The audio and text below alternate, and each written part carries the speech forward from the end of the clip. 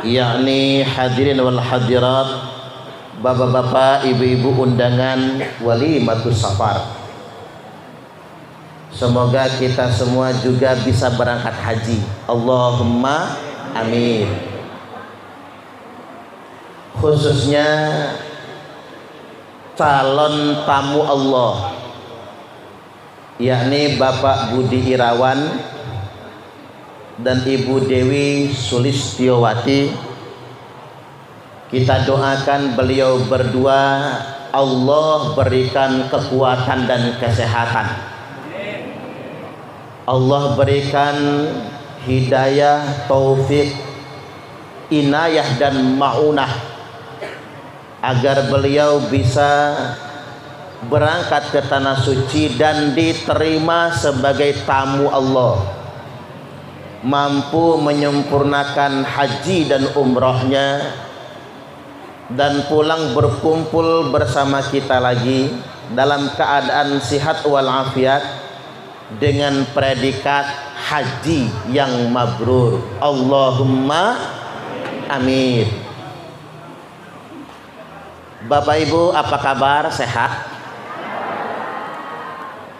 Menurut tradisi umumnya orang Indonesia, kalau walimatus safar ini kita talbiyahan. Baik, bersama-sama kita menjawab talbiyah. Labbaik Allahumma labbaik, labbaik Allahumma labbaik, labbaik la syarika laka labbaik, labbaik la syarika laka labbaik, innal hamda wan ni'mata laka wal mulk la syarika lak, labbaik Allahumma labbaik, labbaik la syarika lak labbaik, innal hamda wan ni'mata laka wal mulk la syarika lak, labbaik Allahumma labbaik, labbaik la syarika lak labbaik, innal hamda wan ni'mata laka wal mulk la syarika lak. Semoga kita yang jawab talbiyah berangkat haji semua. Amin, amin ya rabbal alamin. Baik, saya tadi tertarik dengan ucapan Pak Budi. Biasanya kan orang itu kalau sambutan haji itu nangis ya. Nggak bisa nangis dibikin nangis. Saya baru sekali ini ketemu sambutan haji yang sambutan persuasif, apa adanya. Iyalah Pak Budi. Karena begini, Bu, laki-laki kalau nangis depan orang banyak belum tentu tulus. Ya Baya, boleh jadi modus.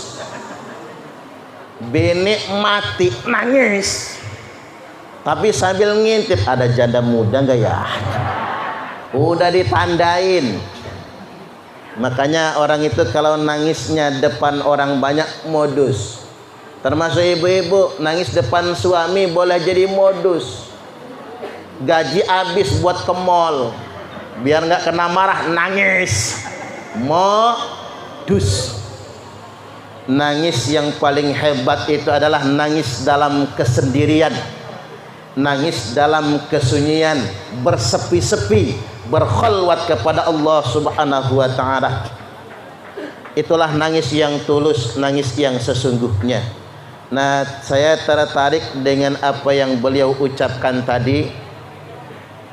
Kata beliau, nanti kalau pulang haji jangan suruh beliau jadi imam masjid, jangan tiba-tiba diundang ceramah. Karena ada kejadian orang berangkat haji rajin betul, rajin ke masjid, nggak pernah telat ke Masjidil Haram, jalan kaki dijabani saking rajinnya, ibadah rajin, hatam Quran berkali-kali di Masjidil Haram, tapi pulang haji nggak pernah ke masjid, tahlilan nggak pernah nongol belakangan. Pikir orang ada apa, Pak Haji pulang haji nggak pernah ke masjid, tahlilan jarang datang. Kata beliau, saya ini bukan pindah aliran, saya ini bukan jadi Wahabi. Kata beliau, cuman takut dijadiin imam. Kalau tahlilan takut disuruh mimpin doa. Awas jangan sampai Bapak Ibu ada yang nakal.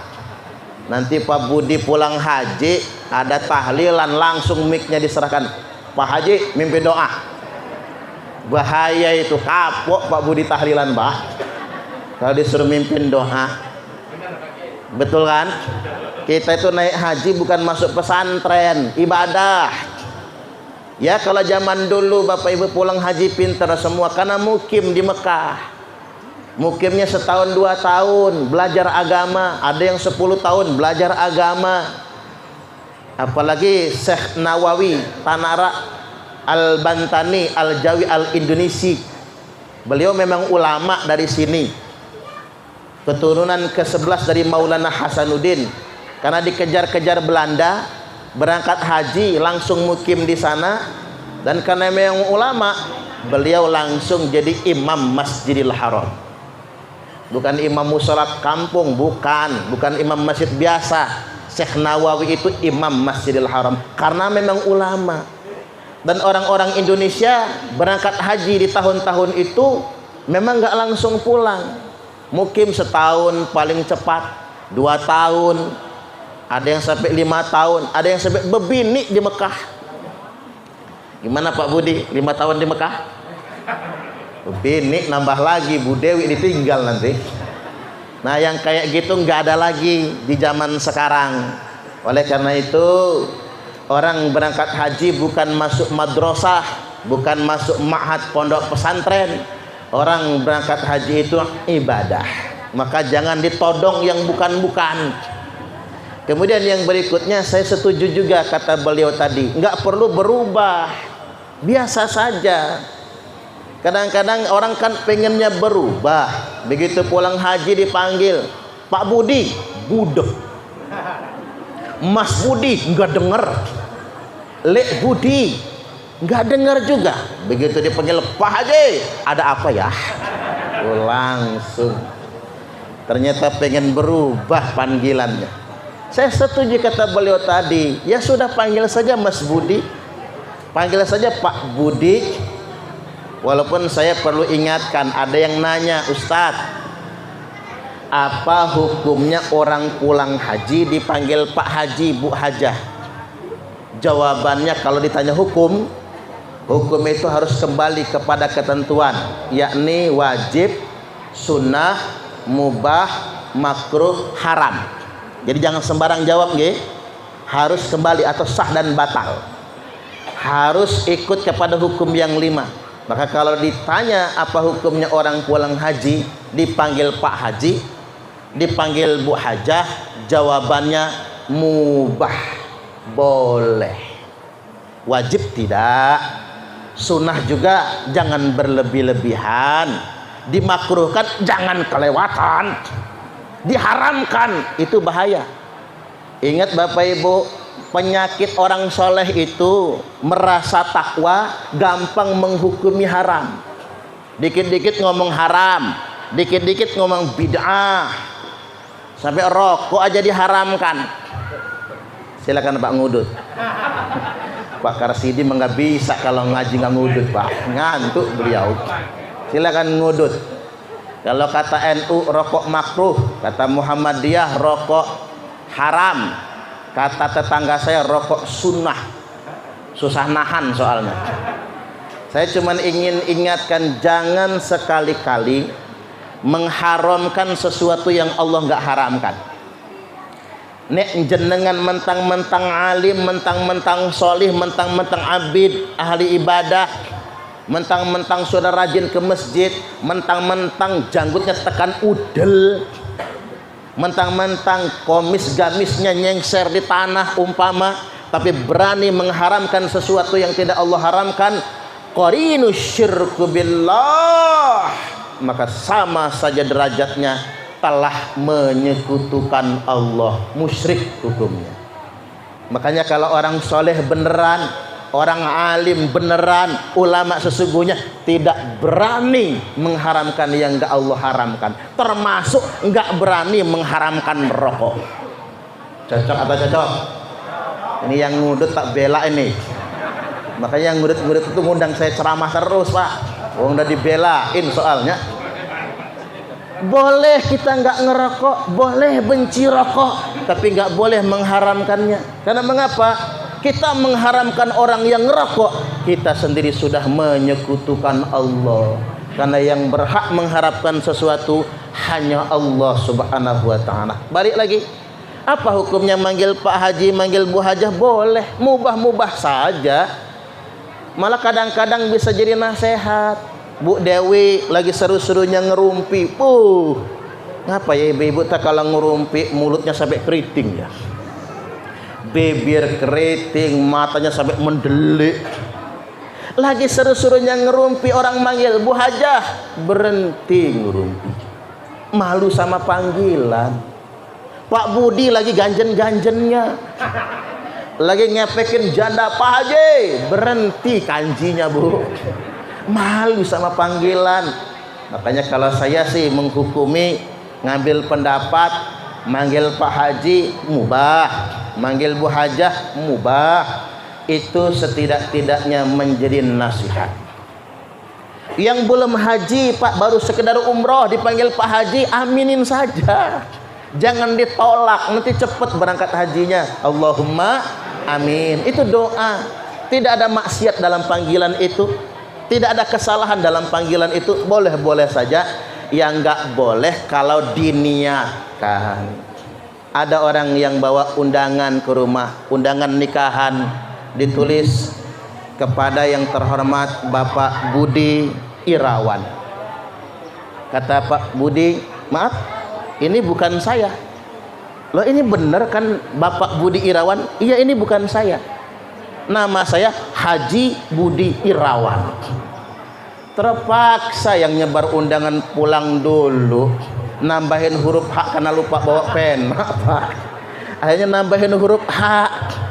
Coba nggak usah pulang, tanya aja Pak Budi punya pena nggak, tak pinjam, biar nulis huruf H dulu di depannya. Yang nggak boleh itu sengaja diniatkan. Maka dari itu saya hendak ingatkan di awal buat Pak Budi dan Ibu Dewi, luruskan niat. Innamal a'malu binniyat. Karena segala amal ibadah itu bergantung pada niatnya. Sesuai dengan kalimat talbiyah, Allah itu cemburu kalau kita berangkat haji niat nggak lurus, niatnya kepada selain Allah. Coba kita ulas makna talbiyah. Labbaika, kalau bahasa kitanya Bapak Ibu, bimakna saya memenuhi panggilanmu, Allahumma ya Allah. Labbaika, saya memenuhi undangan. Betul kalau kata Pak Budi, orang bangga diundang Raja Salman, orang bangga diundang Pangeran Muhammad bin Salman, padahal undangan sebetulnya dari Allah. Labbaika, saya datang memenuhi panggilanmu, undanganmu ya Allah. Satu, labbaik. Labbaika dua kali, saya datang memenuhi undanganmu. Labbaika tiga kali, saya datang memenuhi panggilanmu. La syarikalaka, tidak ada sekutu bagimu. Ini nyebut kalimat kedua aja repot banget. Labbaik la syarika lak labbaik. Repot nyebutnya aja. Ibu-ibu kadang-kadang kepleset. La syarika lak baik. Yang penting ujungnya baik aja. Karena saking nggak biasanya kita. Tidak ada sekutu bagimu. Labbaika. Yang keempat, saya datang karena undangan. 4 kali kata labbaik. Innal hamda, sesungguhnya segala pujian, wan ni'mata, kenikmatan, laka, milikmu ya Allah, wal mulka, begitupun kekuasaan juga milikmu. Makanya kalau orang naik haji pengen pujian enggak pas. Karena mengapa? Innal hamda, segala pujian, wan ni'mata, kenikmatan. Makanya di tanah suci enggak boleh mencaci nikmat. Kata orang enggak boleh nyaci makanan, nanti sampai pulang enggak enak makannya. Betul itu, karena nikmat itu punya Allah. Laka, milikmu ya Allah, wal mulka, begitupun kekuasaan juga milikmu. Hanya saja saya ingin ingatkan pada kesempatan kali ini bicara tentang nikmat Allah. Seandainya kita sedang lebih nikmat, mari kita berbagi dengan sesama. Begini Bapak Ibu, al-hajjul mabruru laisa lahu jazaa'un illal jannah. Bagi haji mabrur tidak ada lain tiada bukan balasannya kecuali pasti akan mendapatkan surga. Nabi ditanya, wa mal hajjul mabrur ya Rasulullah, apa itu haji mabrur ya Rasulullah? It'amut ta'am, 1, bagikan makanan. Ini ada makanan enggak? Ada pempek, sabar ya sampai selesai ceramah. Kalau pempeknya dibagiin sekarang, gupek ibu-ibu sama pempek, nggak ngedengerin saya ceramah. Berbagi, saya ingin ingatkan Pak Budi, Ibu Dewi, dan kita semua, haji mabrur itu bukan karena janggutnya tekan udel, bukan karena pakai udang-udang, bukan karena sorbannya. Haji mabrur itu rajin berbagi makanan. Kalau kata orang bijak, orang kaya bolak-balik umroh dengan alasan rindu rumah Allah, padahal Allah lebih rindu dengan orang kaya yang berbagi dengan fakir miskin. Cocok atau cocok? Tuh dengerin yang suge-suge, jangan umrah terus. Umrah 35, laki bini 70 juta. 70 juta dibagiin sama fakir miskin kali tonggone sama karib kerabatnya yang susah, senengnya mereka. Oke, yang kaya-kaya tak denger, tak sampaikan, dengerin, jangan umroh terus. Makanya al-hajju marratan, haji itu cuman sekali, Pak Budi, cuman sekali. Kecuali orang yang badal. Faman zada fahuwa tatawwu', yang ngulang lagi, mangkat lagi, itu cuman sunnah saja. Tujuannya apa disampaikan begitu? Agar kita nggak bolak-balik ke sana, agar kita peduli dengan sesama. Kalau kata Syekh Abdul Qadir Al-Jailani, sesuap nasi yang engkau masukkan ke dalam perut orang yang lapar itu lebih baik daripada membangun 1000 masjid jamiah. Yuk kita peduli dengan sesama kita. Haji mabrur itu it'amut ta'am wa ifsa'us salam, dan menyebar keselamatan. Jadi jangan sampai orang pulang haji jadi provokator. Ada banyak Pak, orang pulang haji orang pang nak cenah, pang alim dewe, paling rajin ibadah dewe, paling sunnah dewe, yang lain bid'ah semua. Kan begitu. Itu namanya Islam provokator. Yang lain kafir semua, dia dewek yang iman. Yang lain bid'ah, dia dewek yang sunnah. Itu provokator. Betapa banyak orang pulang haji malah jadi provokator. Belajar agama kagak, tapi merasa pintar dewe. Jangan sampai sedemikian rupa. Watibul kalam. Haji mabrur itu kata Nabi, kata-katanya manis, kata-katanya wangi, tidak menyakiti orang lain. Ini penting. Balik ke kalimat talbiyah, 4 kali kata labbaik. Datang hanya karena undangan Allah. 4 kali loh Pak. Ini taukid berkali-kali ini. Bukan lagi kuadrat pangkat 4. Kaliin dewe itu. Dan 2 kali kata la syarikalak. Jangan musyrik, jangan menyekutukan Allah. Tidak ada sekutu baginya. Ada cerita ini, jamaah saya mau mangkat haji minta rukyah karena sininya berat.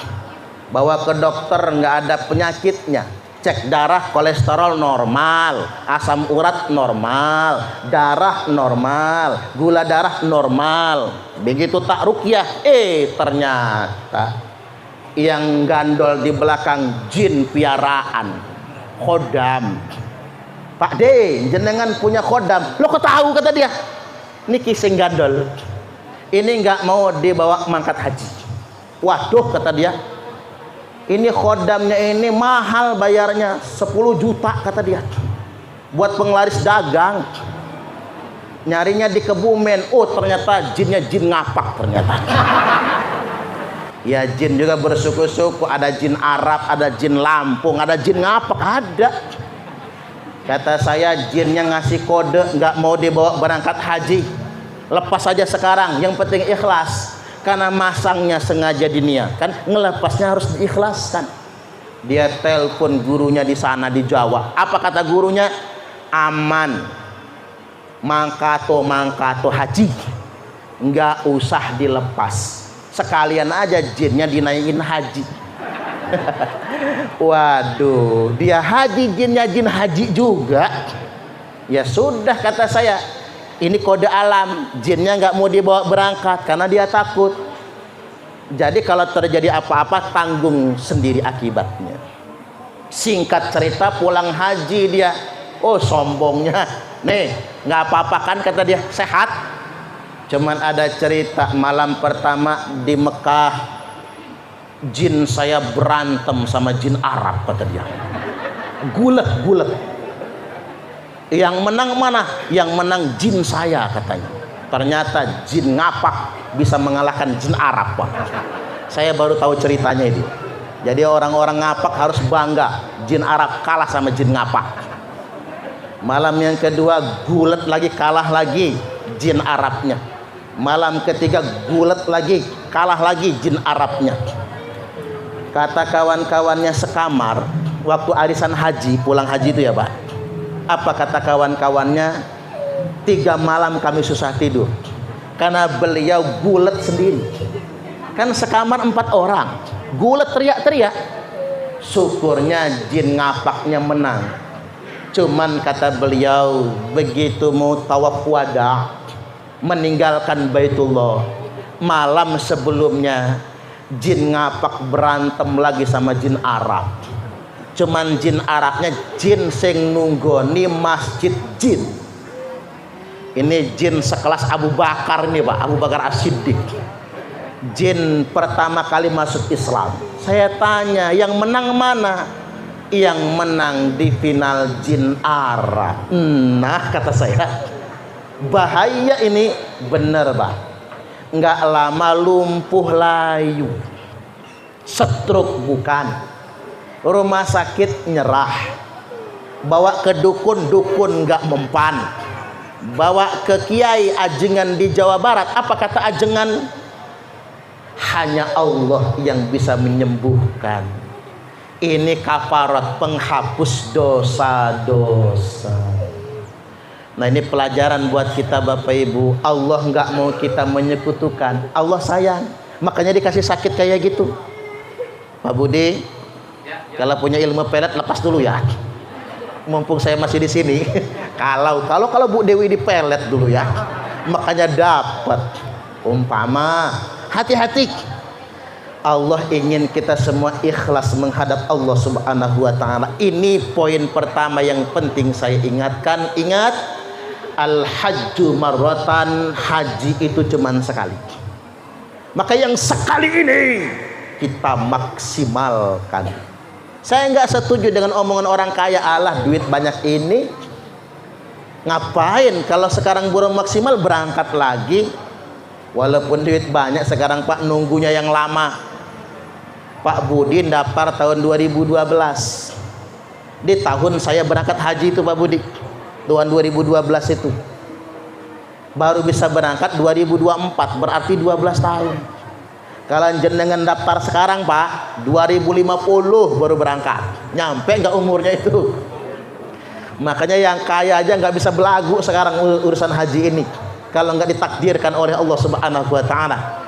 Makanya haji yang pertama, jaga dengan baik, jangan sampai rusak niat. Cuman pengen sumbang saran. Halo, saya ingin ngasih tahu pengalaman Bapak Ibu. Saya itu, jenengan tahu sendiri kan, pertama kali saya ceramah ke Karanganyar ini, ke Karangsari nggih, itu pakai motor Fitz X. Saya pernah ceramah itu tempat Pak Tentara itu, Akikah kalau tidak salah ya.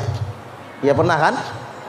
Sebelah saya pernah. Itu kan saya ini bukan orang yang berasal dari keluarga yang sugih, petani dari kampung, tinggal ngontrak, 7 tahun ngontrak, 3 kali diusir dari kontrakan. Ceritanya begini Bapak Ibu, motor Fit X yang saya gunakan pengajian di Karanganyar, Karangsari dulu, pengajian Kliwonan itu kan dikasih sama murid ngaji saya. Karena kasihan saya nggak punya motor ngajar-ngaji pakai sepeda, tinggal ngontrak Bapak Ibu. Ceritanya begini, ceramah hari Ahad begini, kata guru saya, orang bisa naik haji modalnya ada 3. 1, ada ongkosnya. 2, sehat badannya. 3, ada niatnya. Ya iyalah, Kitbian juga begitu kan. Cuman kata beliau, dari 3 itu, yang 2 punya Allah, punya kita cuman 1. Ongkos naik haji rezeki dari Allah, minta. Sehat badan dari Allah, minta juga. Niat punya kita, bukan punya Allah. Maka cukup niat saja. Cara niatnya kata beliau, buka tabungan haji. Maka saya langsung Bapak Ibu besoknya buka tabungan haji Senin, Bank BNI, Jalan Kartini. Kan ada Bank BNI gede itu di Jalan Kartini. Senin buka tabungan haji, Rabu dapat telepon. Karena saya on air di Bioli, bisikan kolbu. Temanya Fadilah Haji. Nelponlah jamaah ini. Ustadz, tadi ceramah di subuh, bisikan kolbu Fadilah Haji ya? Iya. Enggak sampai itu ngomongin haji, udah naik haji belum? Belum, kata saya. Oh ngoten toh, kata dia. Oke, gini aja, jenengan buka rekening, kami bantu nyicil. Waduh Pak Haji, sudah, kata saya, Senin kemarin. Tuh kan langsung diijabah. Senin buka tabungan, Rabu sudah ada yang konfirmasi mau bantuin nyicil. Kirim rekening. Rabu depan telepon lagi. Ustadz, maaf betul ini, saya kemarin itu belum musyawarah sama istri, kata dia.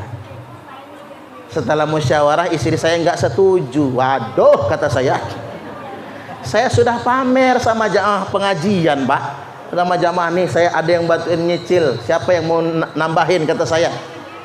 Enggak, kata dia, jangan ngambek dulu, karena istri saya punya alasan. Pak, kasihan Ustadz Parman kalau dicicil, mending lunasin aja sekalian. Subhanallah,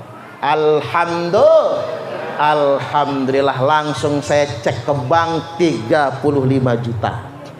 Saya buka tabungan cuma 500.000 Pak, totalnya di bank 35 juta 500. Saya langsung pelunasan, tidak masuk ngambil porsi. Oh ternyata karena saya itu masukin sudah 2009, kena waiting list 2 tahun. Bisa berangkatnya 2012. Saat itu Bapak Ibu, saya masih ngontrak. Motor dikasih orang.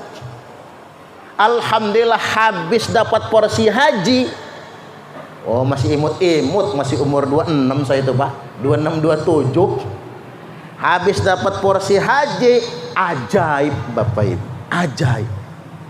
Allah kasih rezeki ke beli kaplingan. Allah kasih rezeki ke bikin rumah. Makanya 2 bulan sebelum mangkat haji saya pindah ke kediaman sendiri. Pas mau mangkat haji KBIH nggak dapat pembimbing, minta saya yang jadi pembimbing. Tak sanggupin. Dikasih sangun, niki sangune amplop coklat. Begitu saya lihat duitnya 4 iketan. Yang 3 ikat 10 juta, yang 1 ikat 5 juta, 35 juta. Saya tanya, Pak Haji, ini buat apa?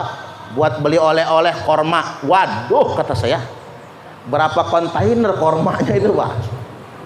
Akadnya harus bener ini. Apa kata beliau? Sudah, biar akadnya bener, uang 35 juta ini ambil oleh Pak Ustadz, terserah mau diapakan. Nah, kalau akadnya begitu enak. Ingat Pak Budi, nanti kalau nyangoni saya jangan sekali-kali ngomong ini buat bensinnya. Waduh, terpaksa beli bensin, Pak. Para tank mobil udah penuh, akadnya salah itu. Apalagi ngomong begini, niki yai buat rokoknya. Saya nggak ngodot. Kalau sama Ustadz Karsidi nggak apa-apa nih rokoknya. Pas, beliau ngodot soalnya. Saya kebetulan nggak ngerokok. Saya ini Bapak Ibu tadi ngebelain rokok, Pak. Seumur hidup sehisap pun saya belum pernah ngisap rokok. Jadi memang saya belum pernah, bukan berhenti ngerokok, memang belum pernah ngisap saya itu. Jadi jangan salah niat. Kata beliau, terserah 35 juta buat apa. Kalau akadnya begitu, duit itu nggak tak masukin ke dalam. Kalau dimasukin ke dalam rumah istri saya salah niat nantinya. Langsung di luar itulah Pak Haji pamit pulang, saya langsung ke ACC Finance, dealer mobil Toyota langsung DP mobil Avanza. Masih ingat gak Avanza saya yang warna merah dulu? Itu dari Bisaroh bimbingan haji itu Bapak Ibu. Langsung nge-DP 29 juta. Nah, sisa 6 juta. Sampai lunas, tidak nunggak sama sekali, berkah. Makanya Bapak Ibu, saya yakinkan kalian jenengan benar, tabi'u bainal haji wal umrah. Kita ini kan haji tamattu, umrah dulu baru haji. Buat yang haji tamattu dan haji ifrat, haji tamattu umrah dulu baru haji. Haji ifrat itu haji kemudian umrah. Barang siapa yang haji tamattu, haji ifrat, walaupun habis duit banyak, maka dijamin sampai mati tidak akan pernah melarat. Allahumma amin. Jangan takut miskin. Makanya kalimatnya begini, walillahi 'alan nasi hajjul baiti man istata'a ilaihi sabila. Semata-mata hanya untuk Allah diwajibkan atas manusia berhaji ke Baitullah bagi yang mampu sanggup untuk menjalankannya. Wa man kafara fa innallaha ghaniyyun 'anil 'alamin. Barang siapa yang ingkar, malas berangkat haji karena sayang sama duit, sesungguhnya Allah maha kaya di semesta alam ini. Yang kaya bukan kita, yang kaya adalah Gusti Allah. Mudah-mudahan kita semua bisa berangkat haji. Allahumma amin. Sekarang yang kedua. Yang kedua saya ingin ingatkan Bapak Ibu, Pak Budi, Bu Dewi, wa atimmul hajja wal umrata lillah. Sempurnakanlah haji dan umrah semata-mata hanya karena Allah. Saya nggak setuju Bapak Ibu dengan orang yang ngomong Mekah itu yaumul jaza, hari pembalasan. Banyak orang takut naik haji itu. Karena ngapa? Takut dibales. Karena merasa banyak dosa. Saya tanya jenengan, kita ini banyak dosa nggak? Banyak dosa tidak? Banyak. Apalagi yang gemuk-gemuk itu. Banyak betul dosanya. Walaupun yang kurus jangan bangga dulu. Jangan-jangan kurus bukan karena kurang makan, tapi karena keberatan dosa. Cungkring badannya. Kita banyak dosa. Coba nanti Pak Budi, Bu Dewi, kalau pas cium Hajar Aswad, disebut Hajarul Aswad karena batunya sangat hitam. Hitam pekat, aswad. Hajarul Aswad itu kata Nabi dulu adalah Hajarul Abyad, batu yang sangat putih, sumbernya dari surga, putih berkilau seperti ada sumber cahaya di dalamnya. Lalu diletakkan di sana, dicincin, tiba-tiba berangsur-angsur jadi kelabu, abu-abu, kecoklatan, makin coklat pekat sampai hitam mengkilat. Nabi bersabda, mengapa batu putih berubah menjadi batu hitam? Karena dosa-dosa anak cucu Adam. Dosa kita yang banyak, makanya hitam. Hajar Aswad itu menghitam. Tadinya batu putih. Laki-laki sunnah hukumnya cium Hajar Aswad. Perempuan tidak sunnah, boleh saja. Jangan maksa bu sampai kebelinyet. Ada Hajar Aswad yang lebih besar pahalanya. Ibu-ibu nyucup tangan suami, itu pahalanya sama seperti 70 kali cium Hajar Aswad. Apalagi lakinya hitam, persis Hajar Aswad. Cara menciumnya, cium telapak, cium punggung tangan telapaknya, 3 kali. Kalau nggak puas begitu, cetrok. Gimana bu, sampai rumah praktek ya? Iya dong, ngaji harus ada prakteknya. Ibu-ibu nyucup tangan suami, pahalanya sama seperti 70 kali cium Hajar Aswad. Balik lagi, tujuan haji yang paling bagus itu Bapak Ibu menghantarkan dosa-dosa. Itu yang paling bagus. Karena memang kita banyak dosa. Begini Pak Budi, Bu Dewi, ya Allah, kami kotor, kami berdosa, kami banyak salah.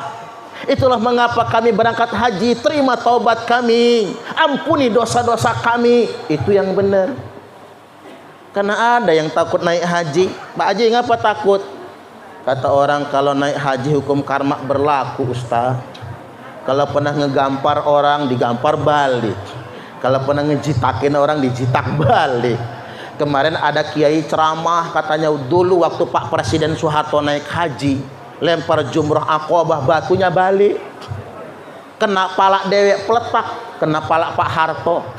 Lempar batu yang kedua, balik lagi, kena palak lagi. Begitu terus sampai benjol-benjol palak Pak Harto.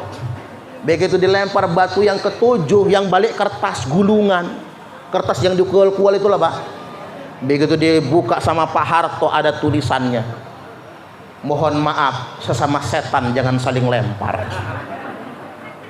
Itu bohong Pak, nggak ada cerita itu. Kalau ndak salah itu anekdot di sebuah majalah itu Bapak Ibu. Nggak ada cerita begitu. Pak Soeharto difitnah kayak gitu, kita doakan Pak Soeharto diampuni dosa-dosanya, Allahumma amin. Nggak ada, mangkat haji saja. Niat kita semua agar diampuni dosa-dosa. Cuman begini Bapak Ibu, kalaupun ada, karena Allah sayang dengan kita, itu teguran. Ibu saya jalan ke hotel itu kan agak nanjak. Teman-temannya ngomong, waduh capek betul, nggak kuat nanjak. Apa kata ibu saya? Kalau saya mah udah biasa di kampung. Besoknya ibu saya sakit kakinya bu. Lah apa itu hukuman? Bukan, Allah sayang. Jangan sampai ya, dengan nanti naik haji ada kawannya yang sakit, jenengan ngebatin, banyak dosa dia makanya sakit. Habis ngebatin giliran kita yang sakit. Jadi Allah sayang sama kita. mencaci makanan. Makanan di Mekah anyep semua, sampai pulang anyep aja yang didapat. Apalagi agak ngejek sama orang Afrika, bahwa amat sih orang Afrika ini, nanti tiap sholat ketemunya orang Afrika terus. Pokoknya begitu. Tujuan apa? Karena Allah sayang sama kita. Itu kafarat penghapus dosa-dosa. Pamer dompet tebel, kartu ATM ada, semua duit rial ada, dolar ada, rupiah ada, kecopetan. Karena apa? Allah sayang, bukan Allah benci. Saya bisa ngomong begini, ini kisah nyata Bapak Ibu.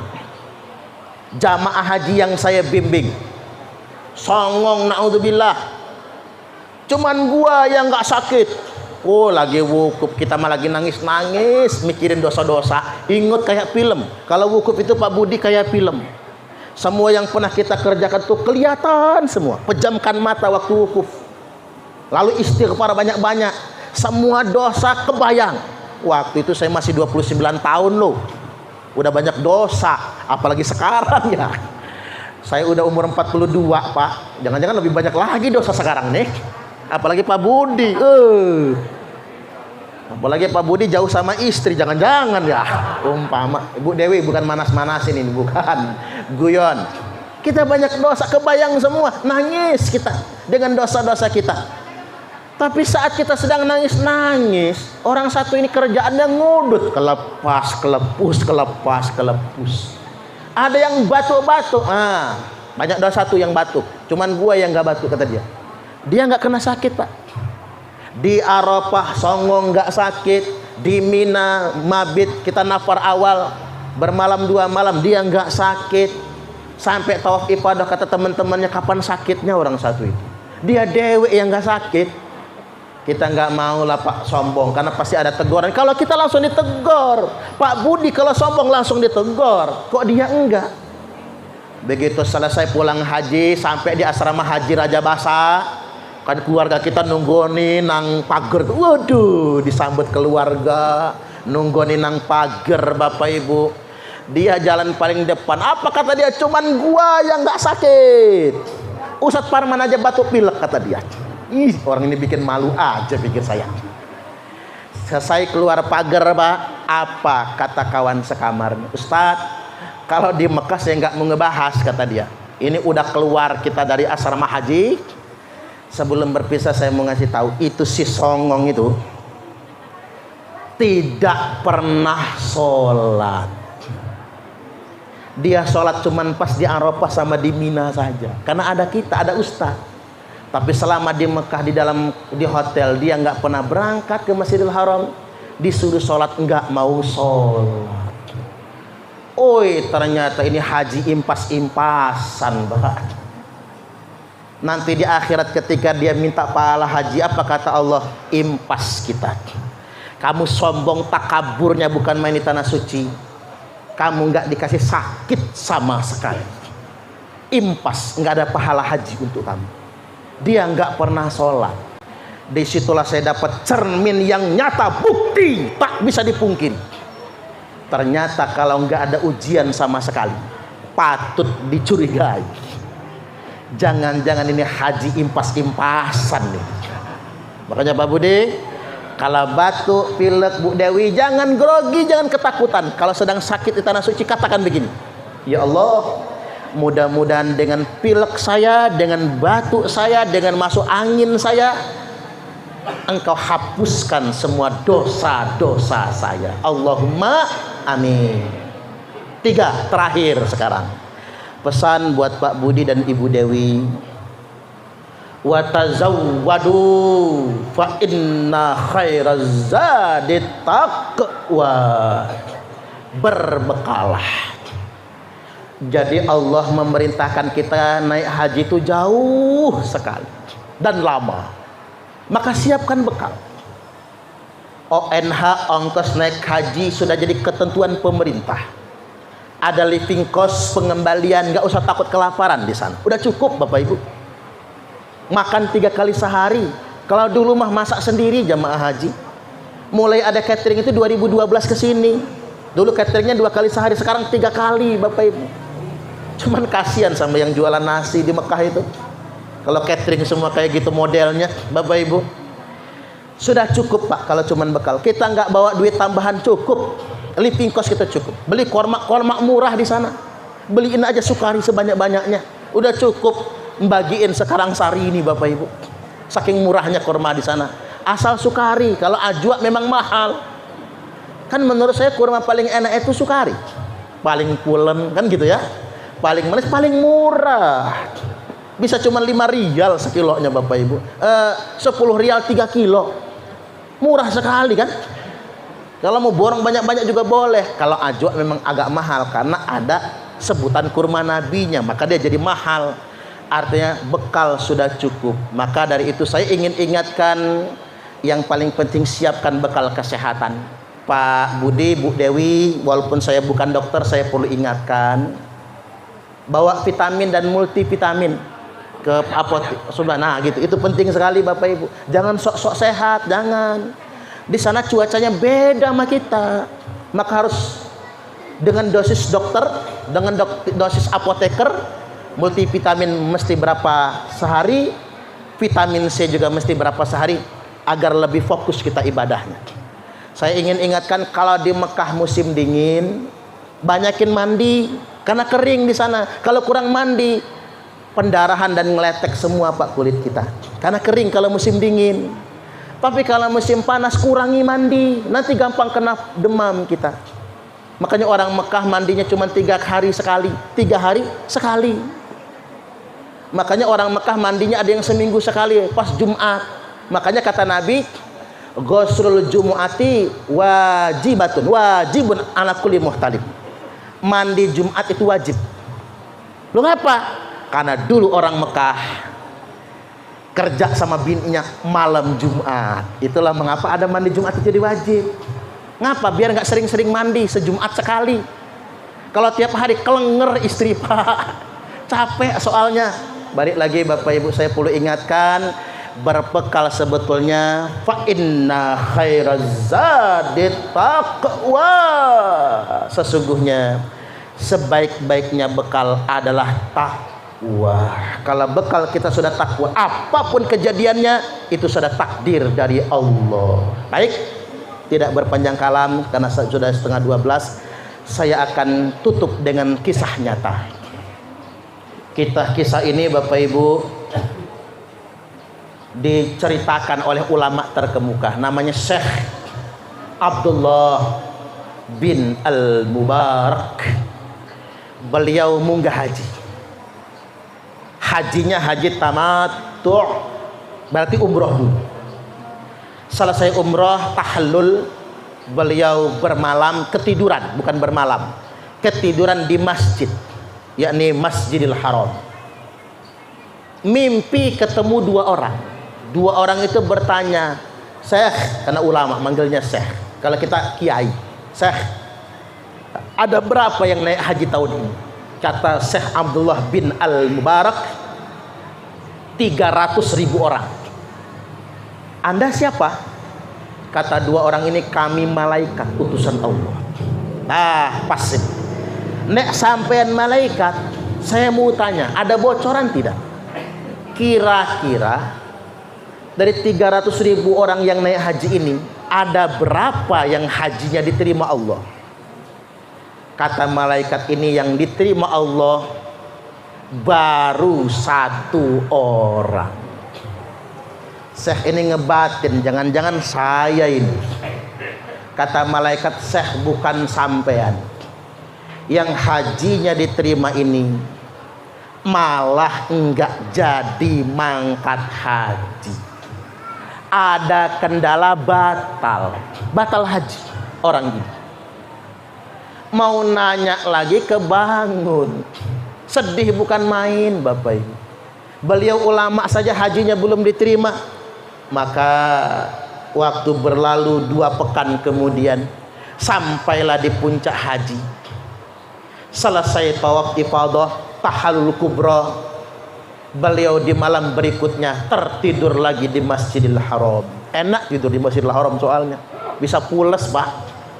Mimpi ketemu malaikat yang kemarin. Syekh, berhentilah dari kesedihanmu. Karena 300.000 orang yang naik haji tahun ini, hajinya sudah diterima semua. Tapi ada wasilahnya, ada batu loncatannya.